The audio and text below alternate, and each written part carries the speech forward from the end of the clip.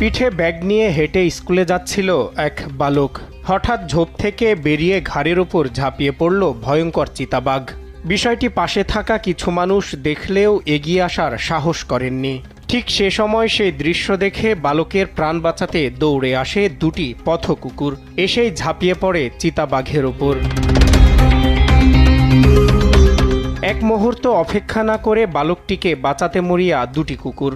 পরে চিতাবাঘও বালককে ছেড়ে তাদের সঙ্গে লড়াইয়ে ব্যস্ত হয়ে পড়ে। ঠিক সে সময় কয়েকজন এসে বালকটিকে উদ্ধার করে। চিতাবাঘটিও দুই কুকুরের সঙ্গে পাল্লা দিতে না পেরে পালিয়ে যায়। পরে চিতাবাঘের হাত থেকে রক্ষা পেল বালকটি। সম্প্রতি এমন এক ভিডিও সমাজ মাধ্যমে প্রকাশ্যে এলে ভাইরাল হয়। এক্স হ্যান্ডেল থেকে অঞ্জুম সমাচার নামের একটি পেজে ভিডিওটি ছাড়লেই মুহূর্তেই সৃষ্টি হয় চাঞ্চল্য।